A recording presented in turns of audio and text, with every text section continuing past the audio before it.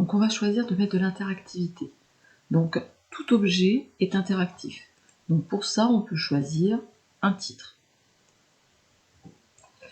On peut choisir une image.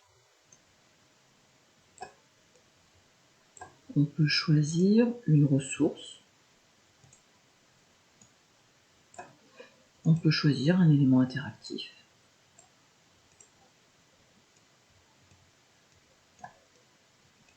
Voilà. Je vais rendre interactif chacun de ces objets. Le premier titre, donc l'interactivité, se fait en cliquant sur l'objet et on voit qu'on a des éléments qui apparaissent. Donc on verra plus tard pour ces deux-là. L'interactivité, c'est celui-ci. Pour ça, je vais choisir de mettre une étiquette. Donc, une étiquette, on peut choisir au préalable le fond de l'étiquette. On peut choisir un fond blanc ou un fond noir. On peut choisir également la taille, la police, la couleur de l'écriture, on veut le centrer, etc. On peut mettre également une image. Et donc, quand je vais cliquer, ou plutôt quand je vais passer la souris sur le titre, j'aurai mon étiquette qui va apparaître. Donc c'est un petit contenu.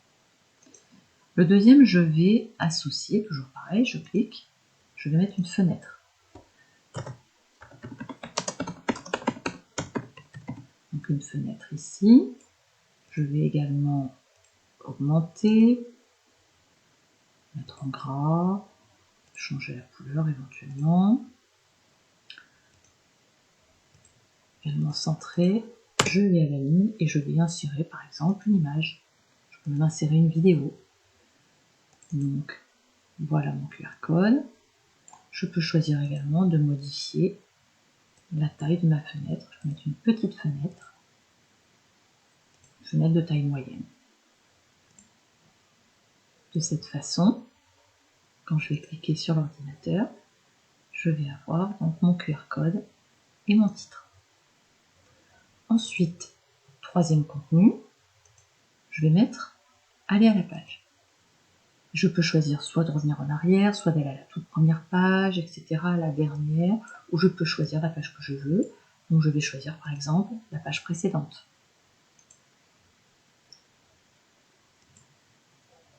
Quand je reviens en mode prévisualisation, que je clique sur une poule, je retourne sur la page précédente. Et enfin, dernière interactivité, on va aller à un lien bien particulier. Donc par exemple, je vais choisir d'aller sur le site du Louvre. Je copie le lien ici. On peut choisir d'ouvrir dans un nouvel onglet ou dans le même onglet. Je sauvegarde. Et donc, quand je vais cliquer sur ce symbole, je vais me retrouver tout simplement sur le site du Louvre. Voilà.